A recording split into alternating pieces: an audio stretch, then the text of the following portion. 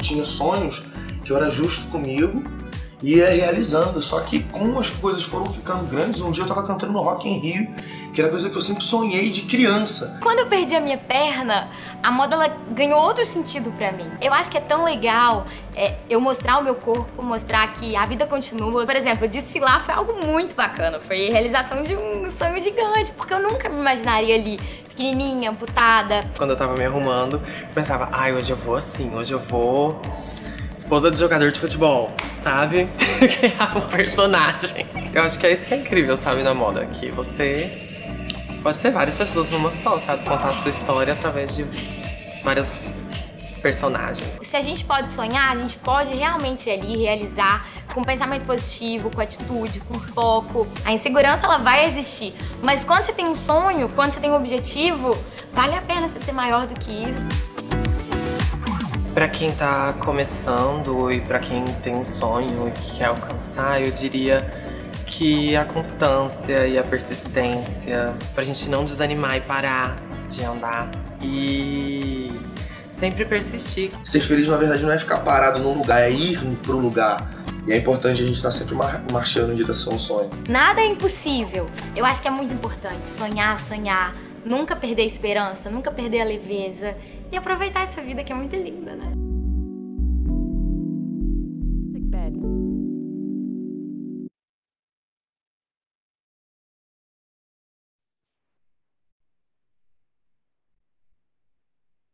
Boa tarde a todos. Sou Caroline Lucarini, consultora de RI, e vamos iniciar agora a videoconferência do 3T21 da Lojas Renner.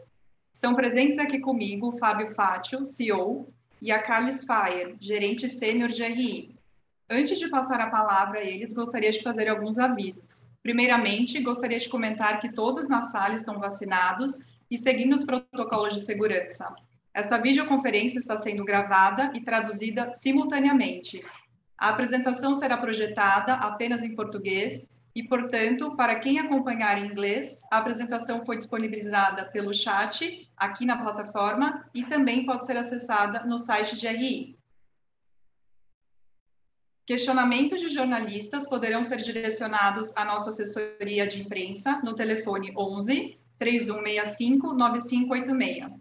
Antes de continuar, esclareço que eventuais declarações que possam ser feitas durante esta videoconferência, relativas às perspectivas de negócios, projeções e metas operacionais e financeiras, constituem-se em crenças e premissas, com base em informações atualmente disponíveis e não são garantias de desempenho envolvendo riscos e incertezas, pois dependem de circunstâncias que podem ou não ocorrer.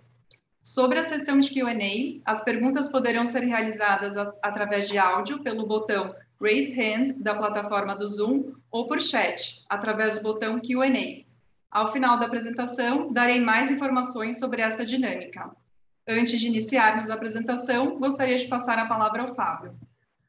Obrigado, Carol. Obrigado a todos aqui pela participação na nossa videoconferência. Falar também que, além dos resultados que a gente publicou ontem, também publicamos um fato relevante, onde divulgamos a renúncia do nosso CFO e DRI, o Álvaro Azevedo, que, devido a projetos pessoais, ele teve que se dedicar e fez a renúncia. Eu queria aproveitar aqui e agradecer ao Álvaro, pelos serviços prestados, desejar a ele sucesso, em seus novos projetos, e dizer que, interinamente, até a eleição de um novo diretor, eu assumo as posições de CFO e DRI também. Aproveitar agora, então, passar a palavra à Carla, para falar sobre os resultados do nosso terceiro TRI. Olá, boa tarde a todos. Começando, então, aqui pelo slide 4, onde a gente tem a nossa performance de vendas.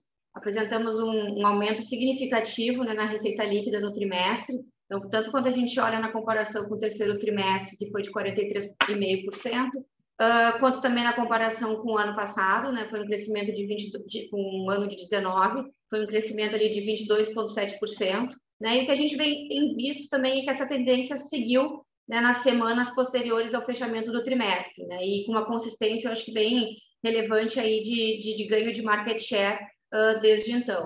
Então, desde ali, eu acho que diria da retomada, da reabertura das lojas de metade de abril em diante, a gente tem visto esse movimento, Então, na medida em que as flexibilizações nas restrições vão acontecendo e a população vai tendo uma maior mobilidade, vão tendo mais eventos sociais também, isso vai ajudando no fluxo, Então, o fluxo ele foi se recompondo gradualmente ao longo do tempo, ele ainda não alcançou seus patamares normalizados, e isso tem sido compensado, parcialmente, quer dizer, mais do que compensado, na verdade, por uma conversão mais alta do que o usual, do que a gente costumava ter antes, e por quantidade de peças, itens por sacola também mais elevada. E eu acho que quando a gente olha mais dentro do negócio aí, a gente também tem a própria questão de aceitação da coleção, execução das operações também, como fatores relevantes nessa construção de vendas.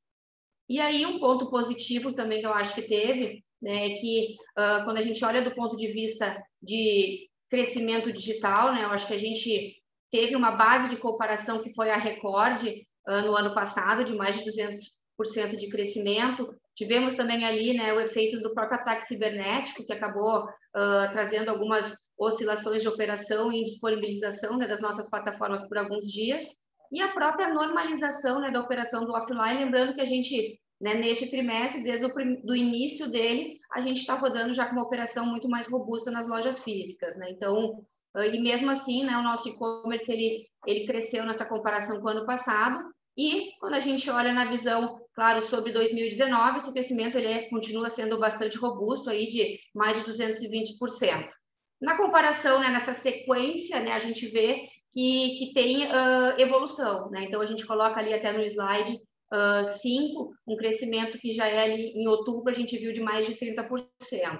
E aí isso nos deu, então, no trimestre, uma penetração de 12,12%, né? Quando a gente olha do ponto de vista de clientes, a nossa base ativa, ela cresceu 40%, ano contra ano, e, né, acho que bem importante, com uma retenção aumentando em 5 pontos percentuais, né? Então, a Renner foi a marca mais buscada na web no período, e quando a gente vai para a visão mais de aplicativo, né, a venda via web representou aí quase que 70% das vendas, e mantivemos também a nossa liderança absoluta, né, na comparação com os players nacionais e em usuários ativos mensais.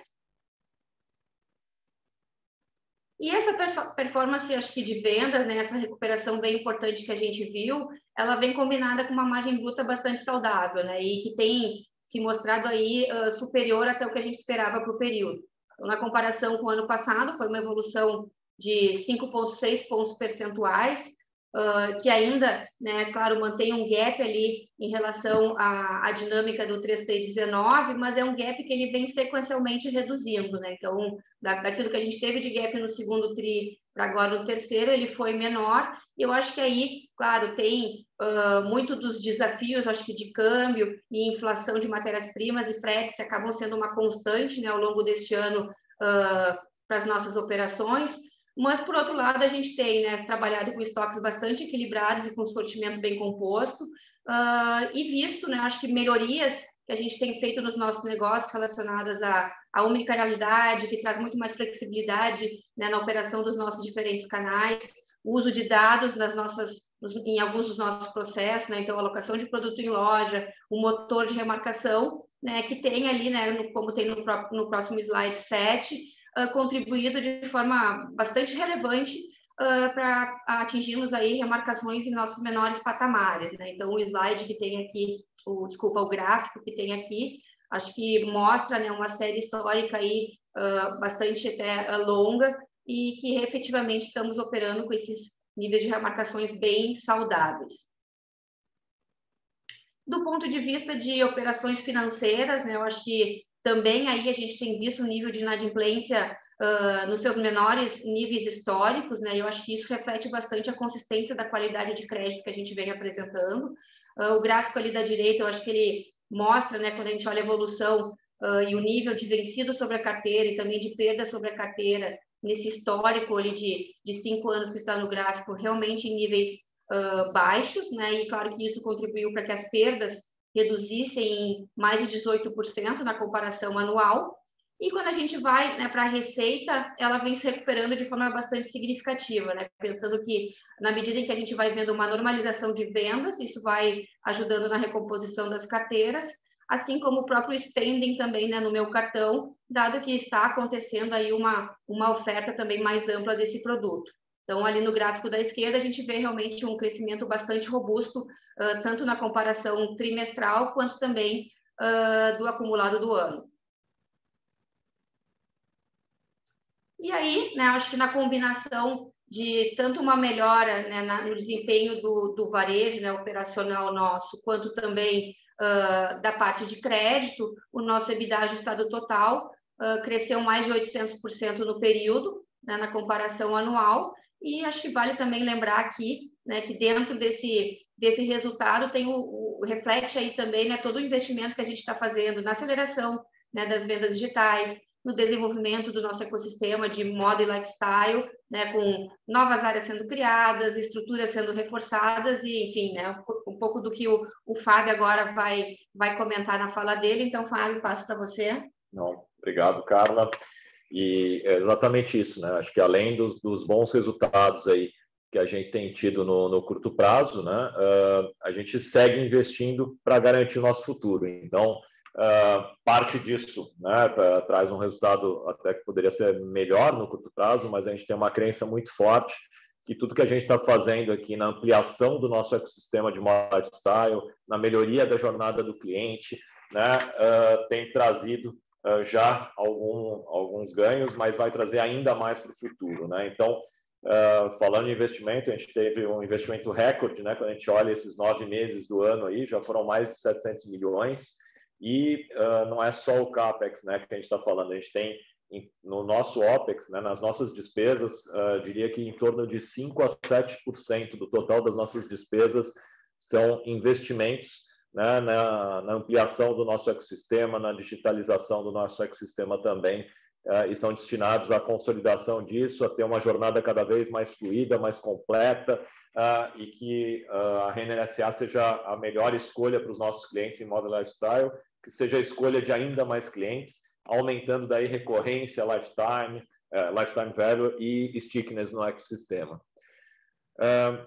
Outro ponto importante também, né, quando a gente olha o investimento na omnicanalidade, tem um investimento muito forte para a gente fazer uma ampliação do nosso sortimento. Isso a gente já fez com o que a gente chama da nossa vitrine infinita, né? Então a gente já tem hoje mais de 96% das peças disponíveis online para os nossos clientes.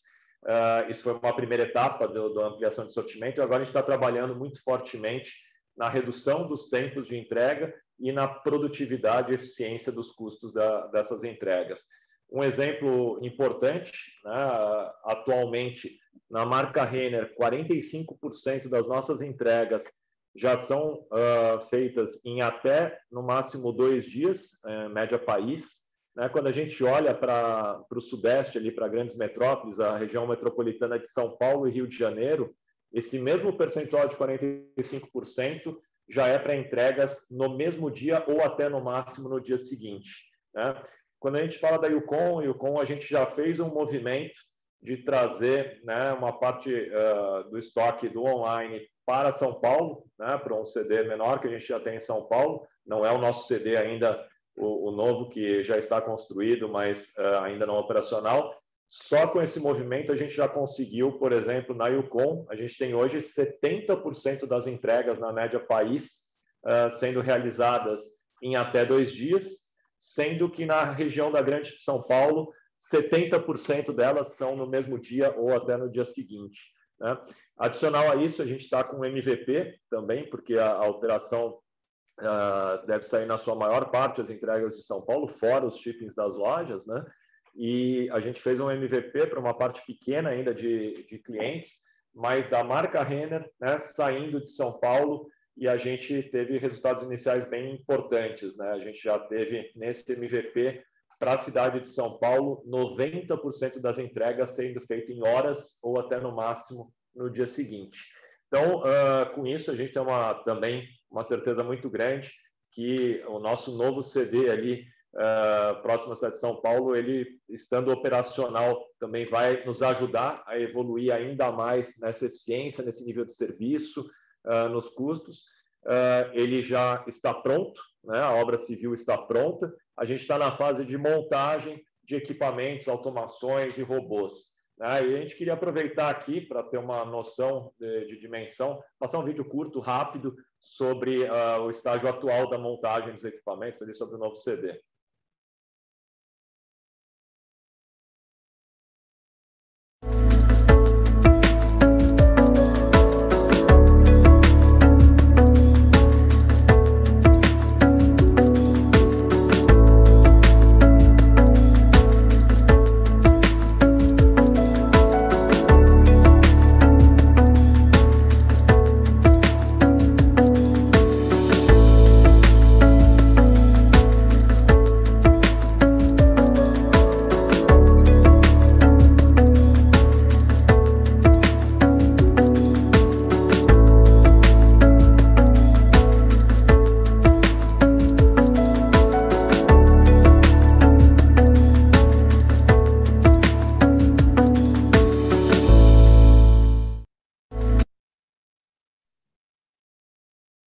Bom, sei que ainda, né, um CD em fase final ali de montagem, né? Acho que seria muito mais interessante a gente visitar ele quando estiver operando, né? Mas eu tive lá, eu e alguns colegas recentemente, aí, algumas semanas atrás, e é bastante importante a mudança que a gente vai ter, né? Com um nível de automação superior ainda numa plataforma Omni, né? Os robôs funcionando.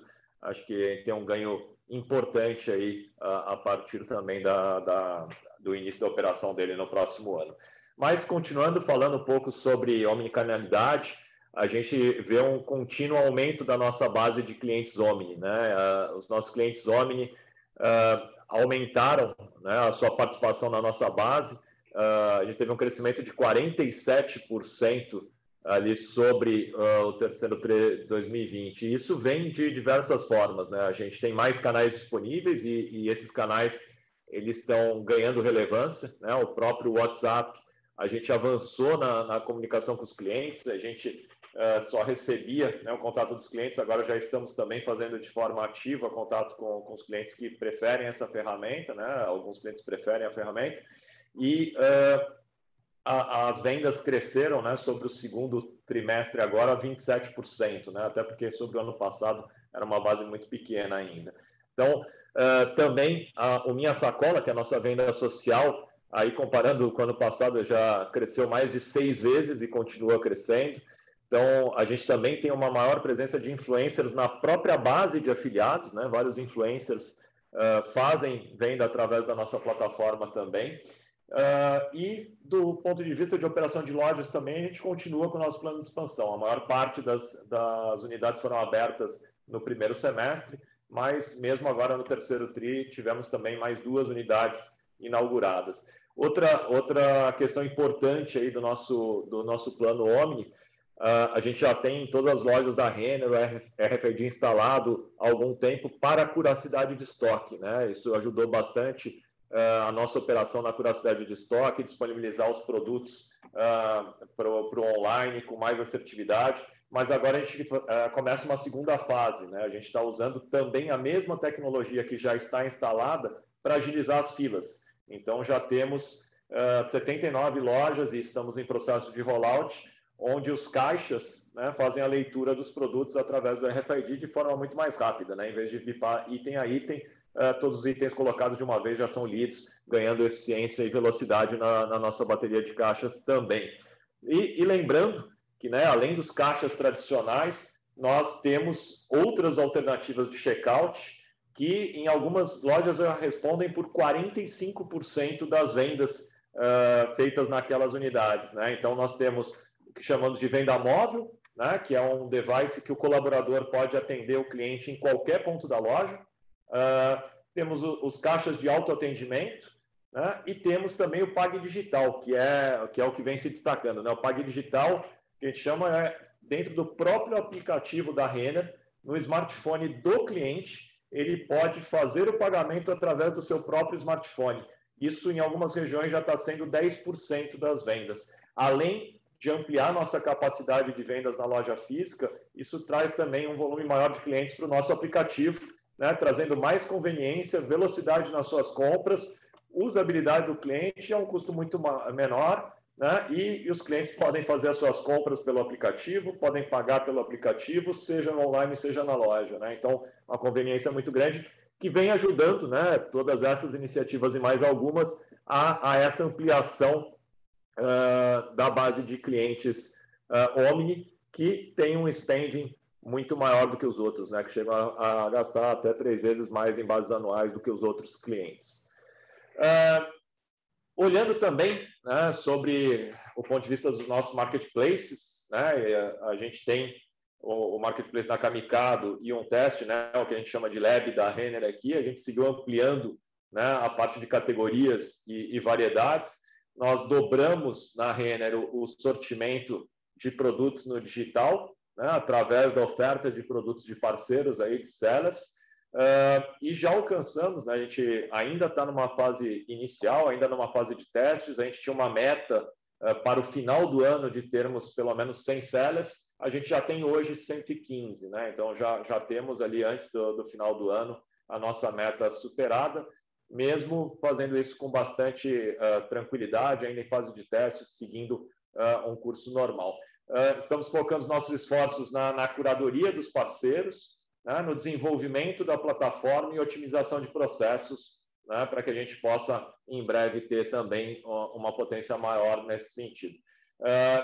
Uma parte importante é que esse sortimento é complementar aos nossos produtos, as categorias e tipos de produtos e faixas de preço, né, trazendo mais opções ao cliente, aumentando o sortimento de produtos para esses clientes de forma bastante assertiva. Isso, né, fortalece, né, o nosso ecossistema.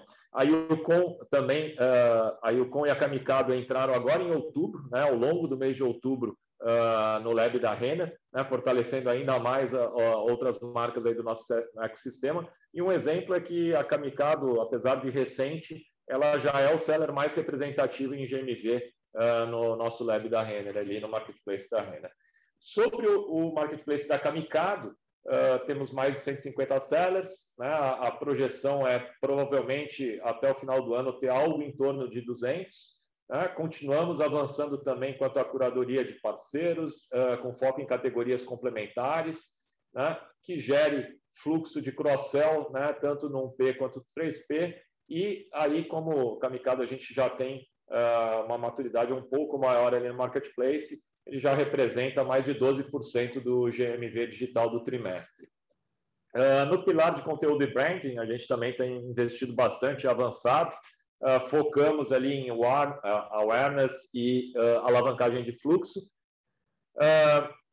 Evoluímos na construção das campanhas de coleções, campanhas sazonais e iniciativas voltadas à melhora de recorrência, de engajamento e rentabilização dos clientes. Fizemos uma campanha recente agora no The Masked Singer na Globo e também mais uma ação no universo gamer, né? A gente fez uma no Fortnite recentemente e agora uma coleção no League of Legends, né? com estampas interativas. Também intensificamos a parceria com influencers, ativamos novos parceiros em diferentes regiões do país, né? O que tem aumentado significativamente o nosso alcance potencial.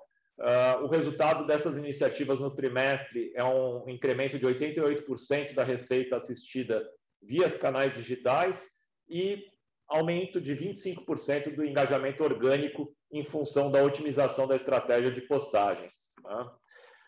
Bom, falando agora também de um outro pilar importante para a gente, que é a CRM Loyalty, a evolução na ampliação da base de clientes também foi bastante relevante. A gente já está com uma base de clientes ativos no ecossistema de 16,3 milhões de clientes ativos, versus 15,6 que tínhamos em junho, né, uma evolução de praticamente 24% sobre o mesmo período de 2020 também. Aumentamos a retenção em 4 pontos percentuais, né, em relação ao terceiro trimestre do ano passado, e avançamos não somente no tamanho da base, mas também na identificação dela, né? A gente tem hoje 85% do faturamento sendo identificado, que é um aumento de 13% na comparação com 2020 também.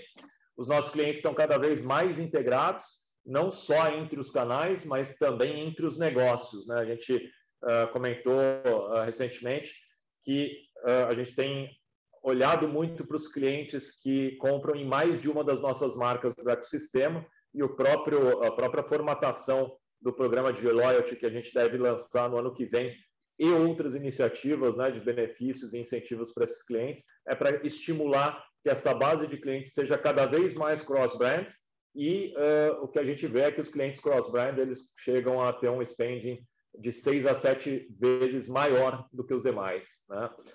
Bom, outro ponto importante é a nossa financeira, a nossa fintech, a nossa Realize, né? A Realize segue ocupando cada vez mais, de forma mais ampla, o ecossistema.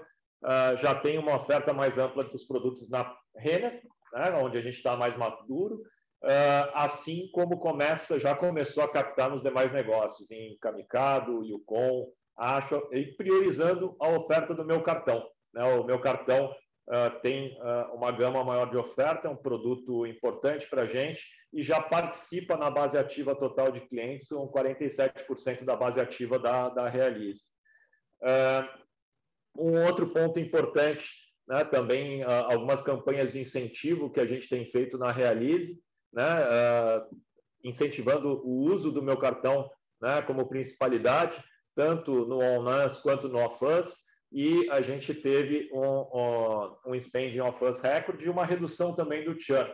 Né? A gente está agregando 6 novos clientes para cada um perdido. Né? Então, estamos aumentando a base e reduzindo o churn.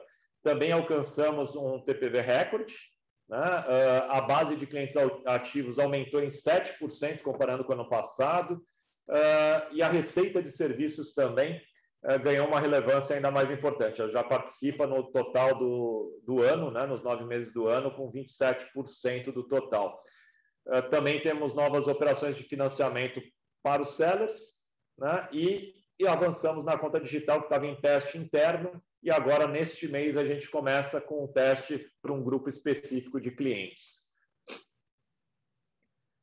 Bom, outro ponto importante na ampliação do ecossistema foi um novo serviço, né, integrado, né, um serviço adjacente aí que a gente não tinha presente no ecossistema. Tínhamos uma parceria e fizemos a conclusão da aquisição do Repassa.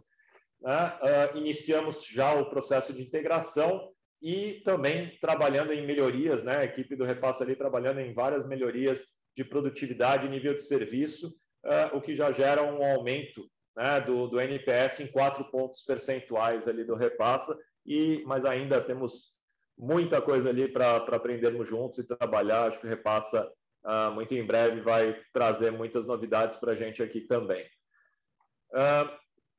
Avançando mais um pouco sobre a questão de tecnologia e dados, né? Então, a gente tem alguns exemplos aqui de importantes avanços no ecossistema. A gente tem trabalhado com metodologia ágil.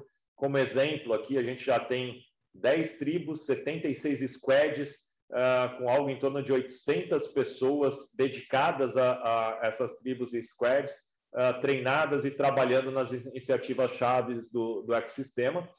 Também na parte de forecast de vendas, que foi uma importante evolução que tivemos nas lojas físicas, agora já temos um forecast de venda bastante assertivo também nas vendas omni e nas vendas digitais, né, com o uso de inteligência artificial.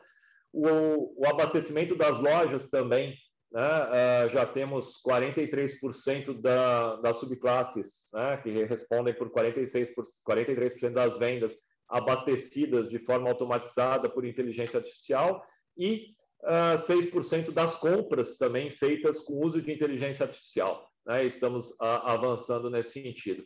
E uma parte importante que a Carla mencionou ali na parte de resultados também, a parte de preços e promoções, né? O nosso motor de precificação e o nosso motor de remarcação. Né? São duas ferramentas, né, com o uso de inteligência artificial e dados que têm permitido, principalmente num ambiente tão volátil como esse, com o ambiente inflacionário, a que a gente tenha uma assertividade muito melhor, tanto na precificação dos produtos, quanto na decisão de quanto remarcar esses produtos, o que trouxe, né, como a gente viu, que a Carla mostrou para a gente aqui, níveis recordes de remarcação em menores níveis de remarcação históricos. Né? Bom, sobre a parte ambiental, social e de governança, né, no tema de ESG, a gente segue também avançando em linha para o nosso ecossistema de moda e lifestyle ser cada vez mais duradouro, sustentável, perene.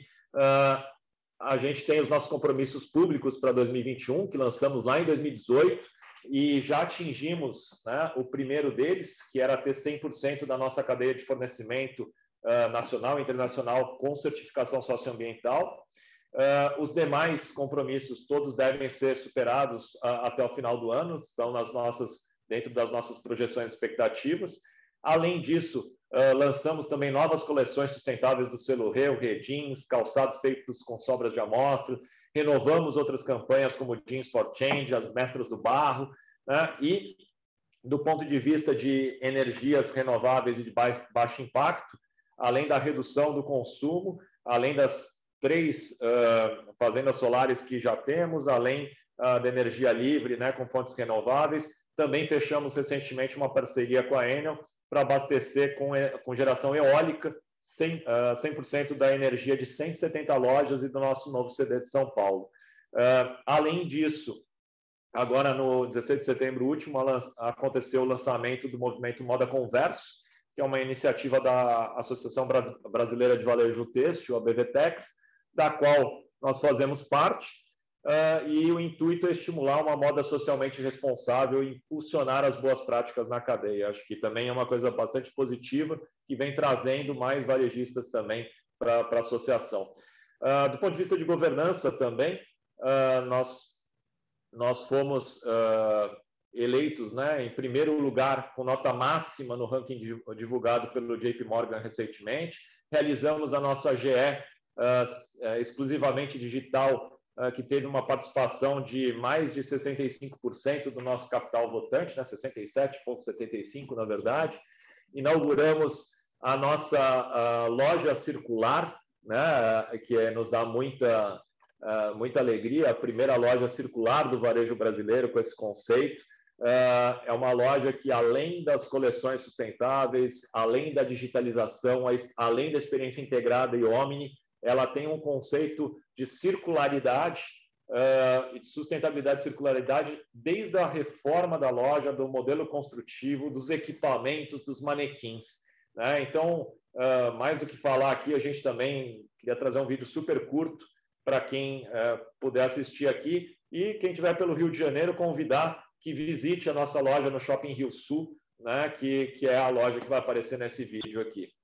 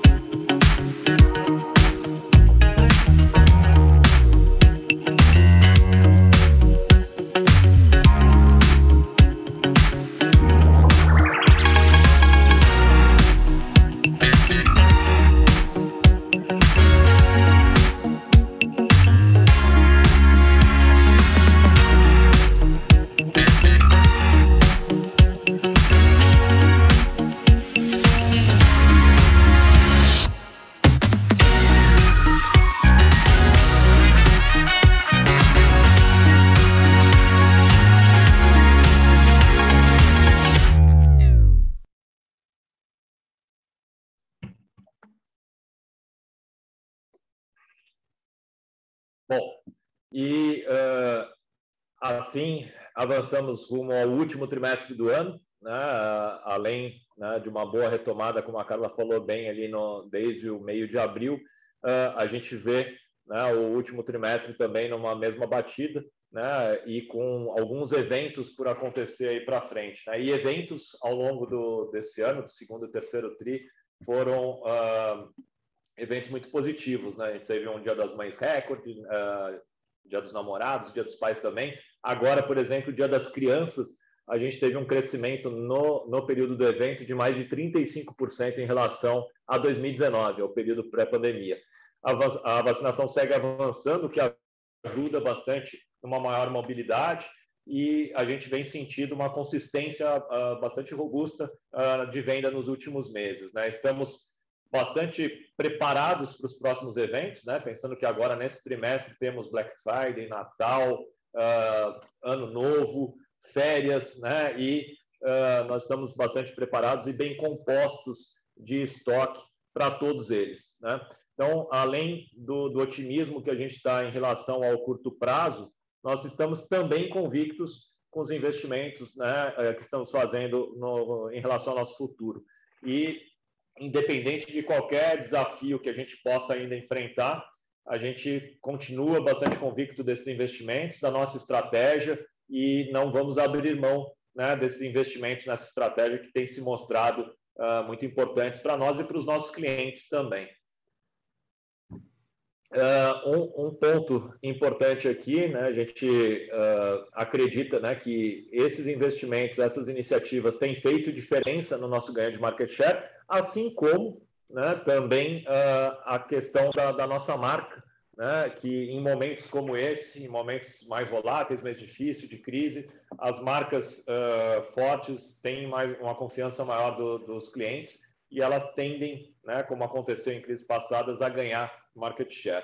Então, a gente entende que, como aconteceu no passado, vem acontecendo agora também, tanto por esse motivo quanto pelos investimentos e iniciativas que temos realizado aqui em nossa empresa. Outro ponto importante é que nós somos já o maior player de vestuário, de moda, Omni do Brasil, com grande relevância física, mas com grande relevância online também, né? E essas iniciativas tendem a ampliar ainda mais, né, a nossa participação online, a nossa participação Omni, né, com uma proposta ainda mais consolidada que vem se mostrando muito importante para os nossos clientes. A gente continua comprometido, então, com a consolidação do nosso ecossistema, com a digitalização do nosso ecossistema, com os nossos projetos, em ser realmente o ecossistema líder de moda e lifestyle, pensando no encantamento dos nossos clientes, aliando investimentos orgânicos e não orgânicos, potencializando o encantamento dos nossos clientes. E um dado para nós que nos mostra que estamos realmente no caminho certo é que quando a gente olha o nível de encantamento dos nossos clientes, e a gente mede encantamento há mais de 25 anos, em setembro de 19, por exemplo, a gente teve o nosso recorde, em 20 nós batemos o recorde e em 21 batemos novamente, né? Tivemos entre clientes muito satisfeitos, quase 93% dos nossos clientes. Então, e foi o recorde de muito satisfeitos, né, para um período ali também. Então, acho que isso mostra que os clientes estão mais encantados, que o caminho que a gente traçou de estratégia faz sentido para eles, gera mais conveniência, gera mais encantamento, gera uma jornada melhor e, consequentemente, isso gera melhores resultados para o nosso ecossistema e, por isso, continuamos confiantes nos investimentos que temos feito, apesar de uma pressão que ele gera no curto prazo. A gente tem certeza que isso gera um resultado melhor para a nossa companhia agora e no futuro. Bom, passo agora a palavra à Caroline. Carol, por favor. Obrigada, Fábio. Vamos iniciar nossa sessão de Q&A. Lembrando que para fazer perguntas, vocês podem levantar a mão através do botão no Zoom, que iremos liberar um áudio, ou podem encaminhá-las por escrito, através da plataforma no botão Q&A. Recomendamos também que as perguntas sejam realizadas todas de uma única vez. Vamos iniciar pela fila de perguntas por áudio. A primeira pergunta vem da Helena Vilares, Itaú BBA. Por favor, Helena. Oi, pessoal. Obrigada por pegarem nossa pergunta. A gente tem duas perguntas aqui, na verdade, que são temas que a gente tem discutido bastante com os investidores e queria ouvir a opinião de vocês. A primeira pergunta, ela está relacionada, na verdade, à margem, que é um tema que vocês devem ouvir bastante, mas no sentido de que a gente queria entender um pouco como que vocês enxergam a margem EBITDA da parte do varejo dessa empresa quando o online tiver, vamos dizer, na casa de 20% do digital. Como que vocês enxergam isso? Como que vocês têm discutido? A gente sabe que é super difícil e a gente não quer um guidance aqui, mas a gente queria entender um pouco a cabeça de vocês para esses investimentos no momento em que a penetração do online já está numa casa mais madura. E o segundo ponto está na parte da Realize. A gente também tem recebido muita pergunta sobre Realize, especialmente pela questão do funding, do cost of funding está subindo bastante, do consumidor está com mais dificuldade de pagar as contas, né, com a inflação e etc. Então, se vocês puderem dar um pouco de overview, como que vocês olham para esse business nesse momento mais difícil? Porque a nossa opinião aqui é que nesse momento mais difícil vocês acabam até se beneficiando no sentido de que as fintechs, os bancos digitais e etc. acabam tendo menos concorrência com vocês e vocês já conhecem esse Brasil mais difícil e nadaram de braçada no passado. A gente está perdendo alguma coisa? Vocês têm uma visão diferente? Obrigada. Oi, Helena. Bom, sobre a primeira pergunta, com relação à margem EBITDA, com maior penetração digital, né, a gente tem uma dinâmica diferente de custos, né, de P&L entre o físico e o digital, mas ele começa a se confundir até na questão do Omni, né? Tem linhas que são mais pesadas no digital, linhas que são mais pesadas no físico. A maturidade do digital ainda é menor, né, o que pressiona num crescimento rápido como esse nesse momento, né, quando a gente sai de 4% para 12%, né, porém a gente ainda tem muita oportunidade de ganho de maturidade, né, e eficiência nessas linhas do nosso digital. Então, grande parte dos investimentos que a gente está fazendo, tanto de conteúdo, loyalty, para a própria parte da plataforma logística, né, endereçam, né, uma eficiência maior, né, nas principais linhas do digital.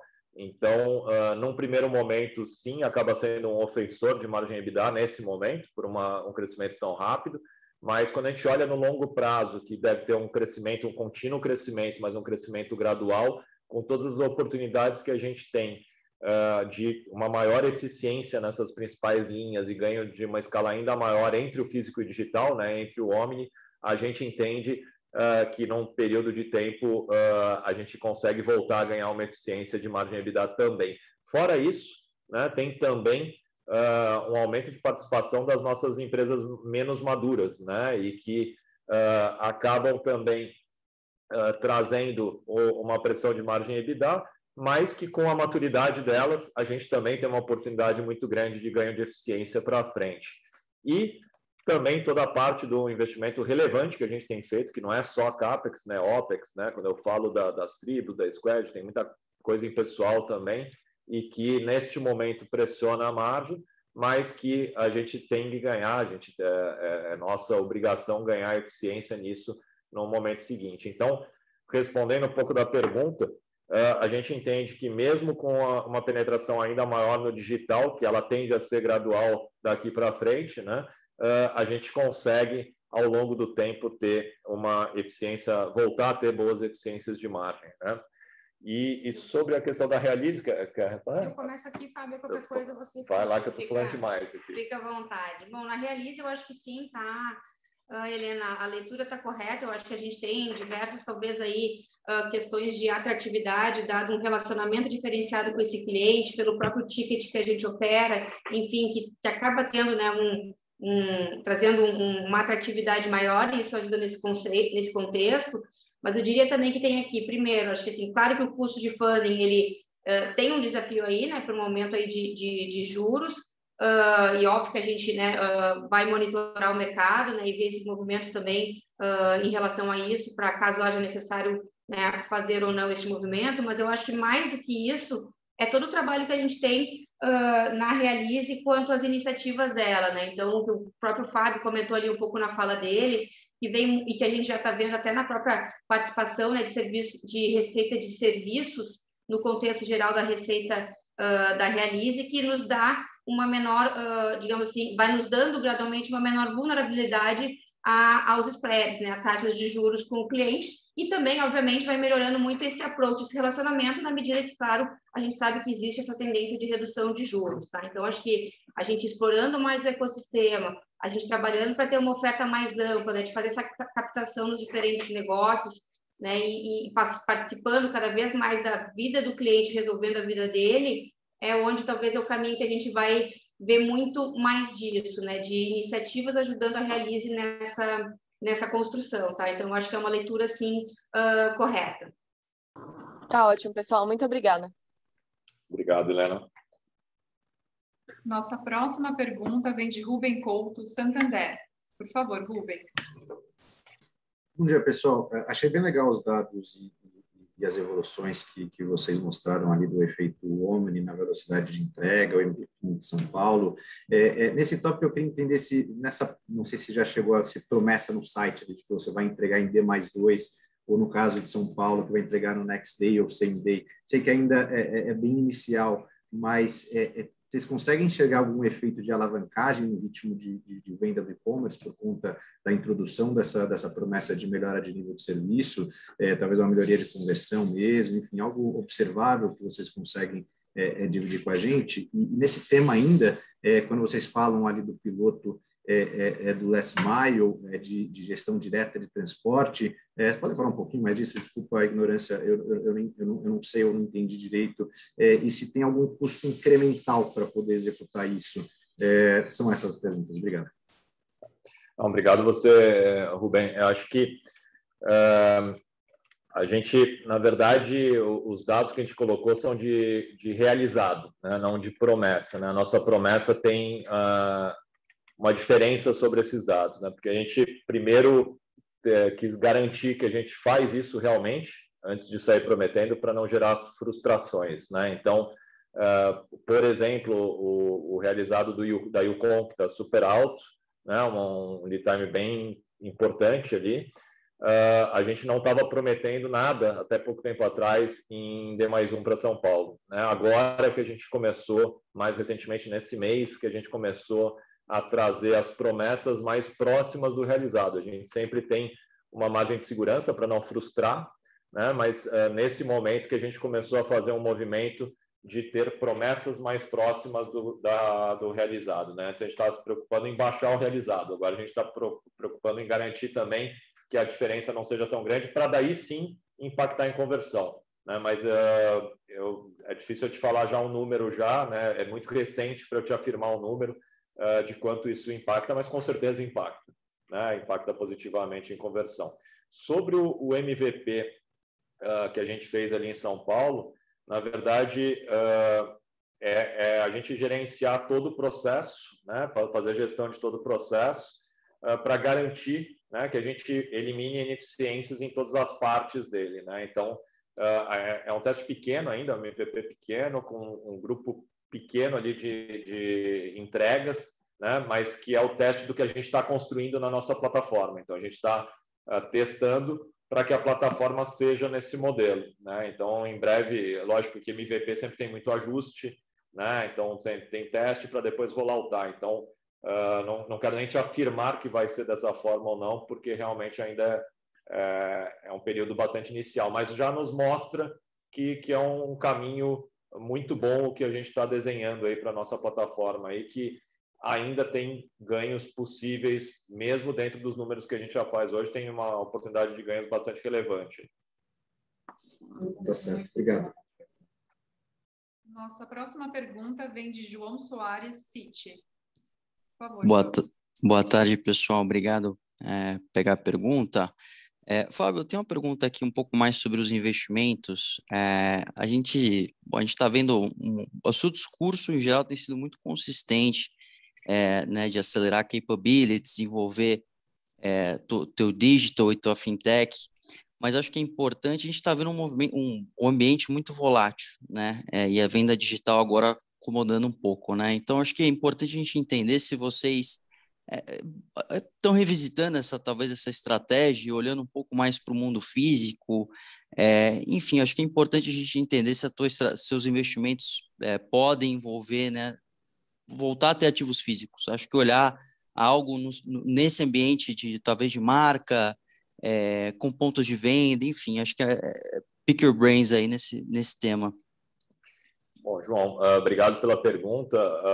O que a gente tem visto atualmente, né, é uma recuperação do Omni, né? Então, sim, né, acho que no período ali de pandemia, onde a gente teve mais restrições, né, para as operações de lojas físicas, o digital, em geral, cresceu demais, né?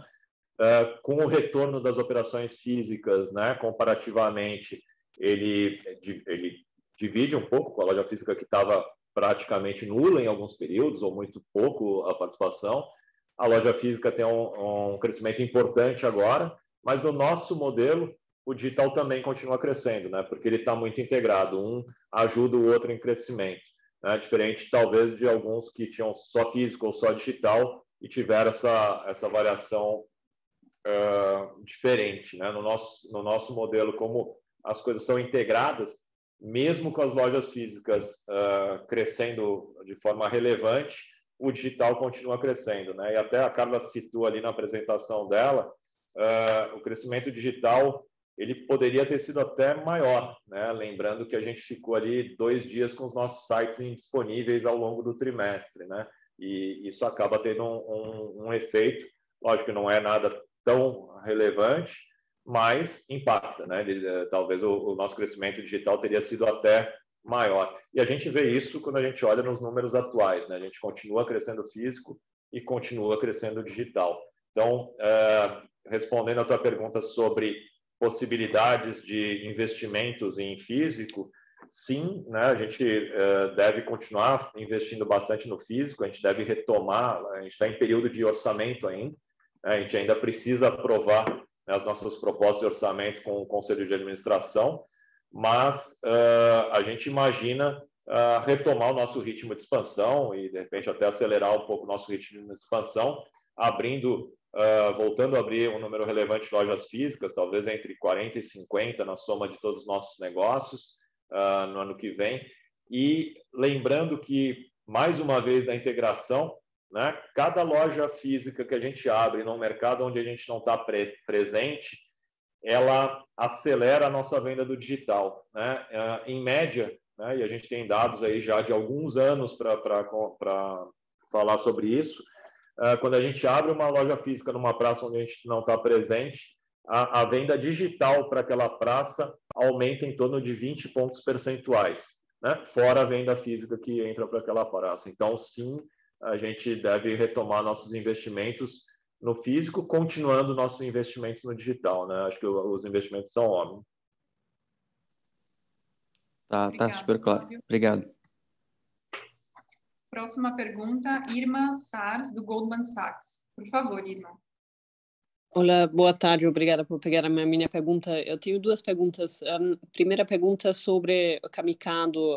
A margem bruta ficou um pouco mais fraca neste TRI, e eu queria entender se vocês, na leitura de vocês, é uma coisa mais pontual ou acaba até sendo uma questão um pouco mais estrutural pela maior concorrência, talvez de alguns concorrentes online, e você vai ter que adequar talvez o mix de produtos, ou quais outras medidas vocês possam tomar para talvez trazer essa margem para os níveis que vocês já atingiram no passado, a margem bruta especificamente. E a outra pergunta é sobre a participação do 0+5. Eu não sei se eu estou com uma leitura aqui errada, mas o 0+5 do private label e meu cartão, ele caiu na participação da Pizza Total no ano contra ano, apesar do fato que as lojas obviamente reabriram e teve um novo equilíbrio entre online e físico. Eu teria esperado que isso talvez ia se recuperar um pouco, mas talvez se vocês puderem me ajudar para entender essa dinâmica. Obrigado. Bom, obrigado, Irma. Acho que vou falar um pouco sobre Camicado, se quiser depois falar sobre Realize também, a gente se complementa aqui. A margem bruta da Camicado, acho que tem dois efeitos, né? Você citou, né? Talvez um ambiente concorrencial no segmento um pouco maior, mas eu diria que um outro efeito que é bastante importante é que a participação do nosso sortimento de produtos de Camicado, ela tem um peso maior de importados do que tem nas marcas de moda. E esse peso maior de importado, ele tem um efeito inflacionário um pouco maior, né? Os custos de frete internacionais, o próprio efeito de câmbio, e que, tanto, né, somado a um ambiente um pouco mais promocional no segmento, não nos permitiu passar, né, da mesma forma os custos ali dos produtos na margem de venda. Agora, também tem um terceiro ponto, que acho que a gente está um pouco mais avançado já, né, em motor de precificação, de remarcação em Renner e o Kondo, que a gente está em Camicado. A gente agora está avançando mais em Camicado, tem uma oportunidade futura de talvez a gente conseguir mitigar um pouco melhor esse efeito em margem de Camicado. Mas diria que os dois pontos maiores ofensores é ambiente concorrencial um pouco maior nesse segmento, maior volume de importados, e um efeito de mitigação que a gente está trabalhando é a nossa eficiência, né, na gestão da precificação e remarcação, que a gente ainda pode trabalhar melhor nesse sentido em Camicado. Na parte, Irma, da questão da participação do 0+5, eu acho que tem ali um efeito muito de base de comparação, né? Porque se a gente pensar, até pela menor venda no passado, essa base ela realmente fica difícil de fazer a leitura, né? Eu acho que tem duas questões aí. Uma é que no momento de maior restrição a gente vê sim uma concentração maior, talvez, né, um nível de, digamos assim, fidelidade maior desse cliente conosco, né, do cartonista, né, em buscar a marca. Mas eu acho que, né, reforçando aqui que eu acho que não é tão comparável assim, talvez seja muito melhor comparar com o que era o movimento ou a fotografia disso lá no talvez 3T19 para fazer, tá? E eu acho que também tem, do próprio efeito da pandemia ali, um movimento na base de clientes, né? Porque no fim ali a gente fez todo um trabalho, né, tanto de ajuste, controle de qualidade de crédito, né, que obviamente reduziu um pouco a quantidade de novos clientes entrando, quanto também na própria não venda, né? Por não acontecer essa venda com a restrição de lojas fechadas que a gente tinha. Então, esse é um movimento que vem se recompondo, né? Eu acho que o próprio Fábio trouxe ali vários desses números de base ativa de clientes, né? Maior ocupação, oferta do meu cartão também muito mais ampla e assim por diante, e estão fazendo com que a gente venha melhorando isso, né? Da realidade que a gente tinha da pandemia, mas ainda, obviamente, numa distância muito grande, ou numa distância ainda, né, existente daquilo que era o nosso normal antes, tá? Então, obrigada. Nossa próxima pergunta vem do Joseph Giordano, JP Morgan. Por favor, Joseph. Olá, boa tarde a todos. Obrigado por pegarem minha pergunta. Eu queria explorar 2 pontos aqui. Primeiro, o lado do custo, né? A gente vê um custo de algodão bastante ascendente, e aí também em cima disso a gente tem toda essa questão de frete e supply chain na Ásia. Então, eu queria entender como é que vocês veem isso aqui, principalmente olhando para meados do ano, que é quando a gente tem um mix de importação um pouquinho maior, mas óbvio que o algodão deve bater já mais no curto prazo. E o segundo ponto aqui é olhar um pouquinho para a Realize, entender um pouco o que vocês estão esperando da dinâmica de crescimento dessa carteira, né? Então, assim, como é que vocês veem a base de cliente evoluindo? Vocês colocaram uma série de fatores para diferenciar a Realize de outras plataformas digitais, mas a gente vê um advento aí de N competidores. Então, assim, eu queria entender como é que a gente deveria pensar até em termos de participação do EBITDA vindo da Realize. Obrigado. Obrigado, Joseph. Acho que com relação à margem, né? Acho que toda essa questão que você falou, não, do algodão, do custo de frete, não é só o algodão e o custo de frete, né? Tudo. Acho que a gente está num ambiente de inflação não só aqui no país, não, é inflação mundial, né? Então o custo de frete tem sido bastante impactante. A própria parte de petróleo e combustíveis, né? Lembrando que é base até de produção de algumas matérias-primas de confecção. Então, a pressão inflacionária ela tem sido grande, sim, já há algum tempo, né? Isso vem pressionando ao longo do ano, e o próprio câmbio, né? Quando a gente olha aqui, que impacta tanto nos importados quanto impacta em parte do nacional pela matéria-prima, obviamente. Então, acho que a gente vem continuando trabalhando, né, nas nossas iniciativas para mitigar, na melhor assertividade dos estoques, das coleções, das quantidades, da precificação, da remarcação. E, apesar de todo esse cenário que a gente vê, tanto agora quanto para frente, a gente estima que a gente consiga, né, aos poucos, ir se aproximando de bons níveis de margem, né, mantendo um nível saudável de margem e se aproximando cada vez mais de níveis melhores de margem, né? A gente entende que consegue continuar fazendo um trabalho nessa aproximação assim dos melhores níveis de margem bruta. Com relação aos clientes da Realize, né, da base da Realize, a gente entende também que consegue ter um crescimento importante, né? Para a gente lembrar que a Realize ela enxergava praticamente só a base de clientes da Renner que tinham aptidão a 2 principais produtos, né? O Private e o Co-Brand, né? E dentro deles daí a gente tinha embarcado, né? E fomos embarcando alguns produtos e serviços, mas hoje a gente olha para uma base maior de clientes, né? Então já estamos captando clientes em Camicado, Yukon, Acho, já temos uma gama maior de produtos e serviços para a própria Renner, onde a gente já é mais maduro, mas começa, né, um mercado maior dentro do próprio sistema de base de clientes e com uma opção maior de sortimento de produtos e serviços. Fora isso, né, a gente também está olhando ali para a nossa base de fornecedores e sellers, né, que demandam produtos e serviços, e também é uma base de clientes importante para a própria Realize, e que trazem, né, alguns deles trazem mais base de clientes, podendo a Realize até parar de só olhar clientes que já estão dentro de uma das nossas marcas, mas também trazer clientes, né, para o ecossistema. E o próprio advento aí da carteira digital, né, facilita bastante essa interação, né, quando junta com a parte do loyalty que a gente está para lançar o ano que vem, podendo trazer uma monetização através da carteira digital, né, isso começa a ter várias formas, né, da gente tanto endereçar um mercado maior, ampliar essa base de clientes, quanto ter um sortimento maior de produtos e serviços para esses clientes também, gerando mais valor em cada um, já numa base maior.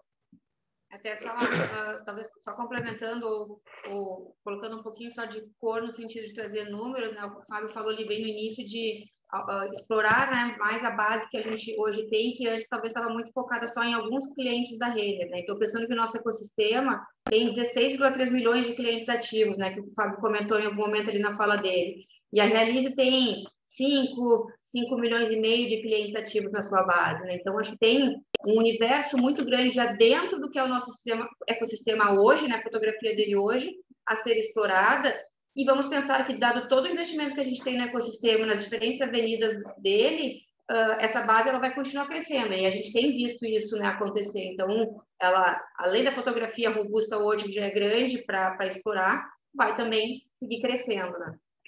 E até também, acho que estava na tua pergunta ali, a gente estava esquecendo de responder, a gente estima que com tudo isso, né, com mais clientes, com mais produtos, a Realize continue com uma participação importante ali no ecossistema, em torno de 15% a 20% do EBITDA ali do nosso ecossistema deve vir da Realize ali nas nossas estimativas.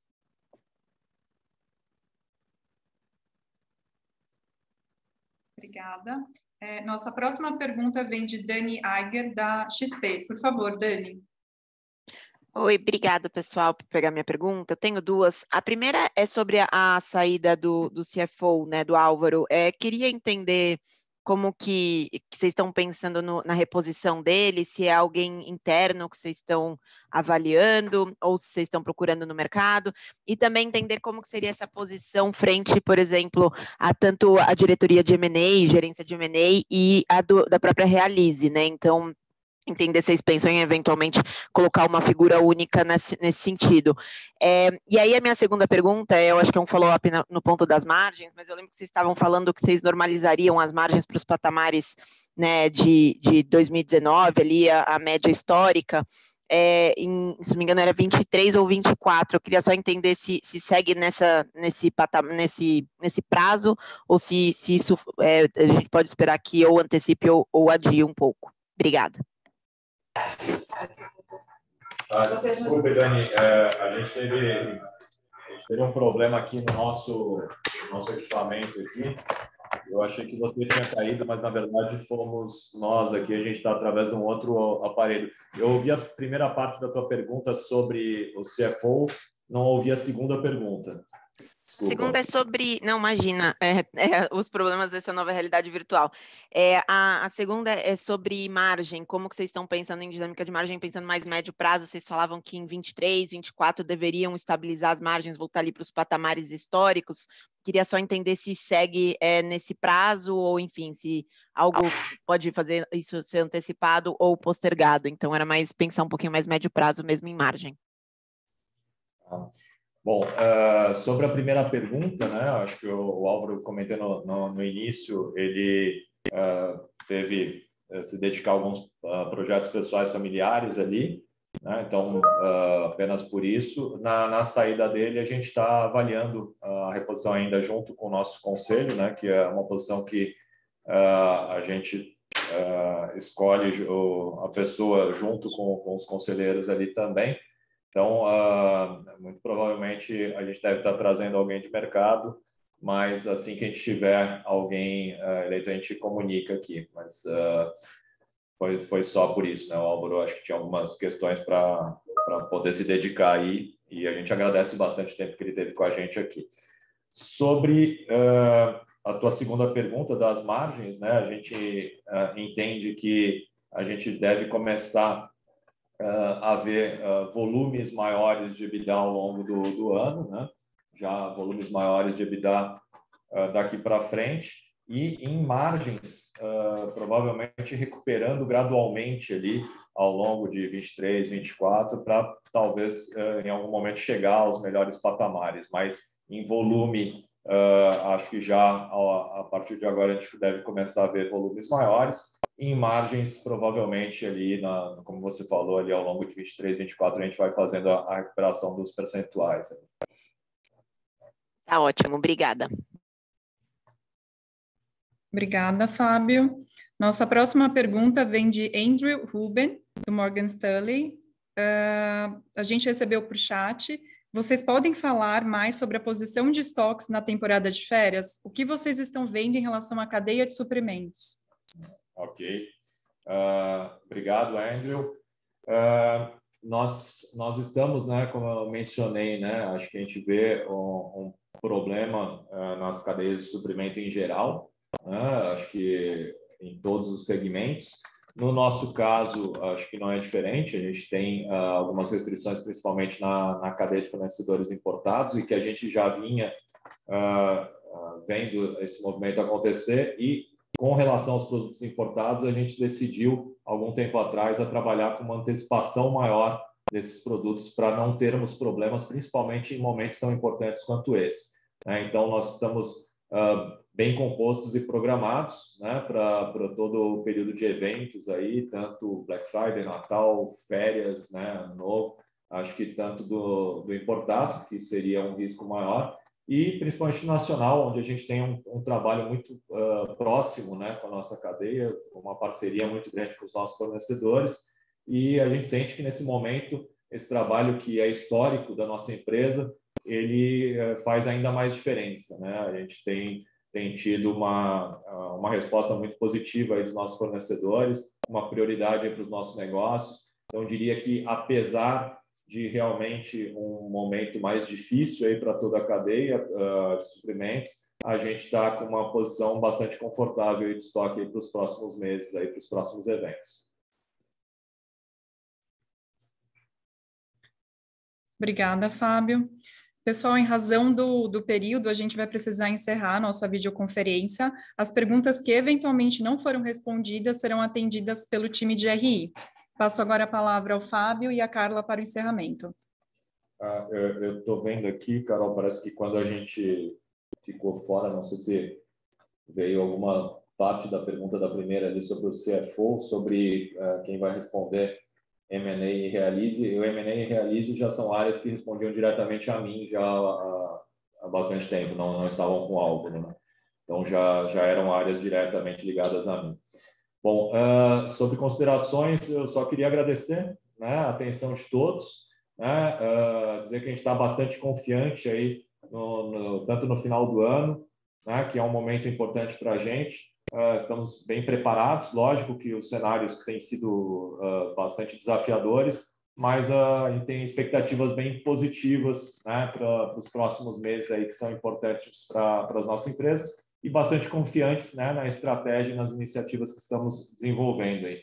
Queria agradecer a todos, né, e dizer que estamos à disposição de vocês para eventuais dúvidas através da nossa equipe de RI. Obrigada a todos e até a próxima.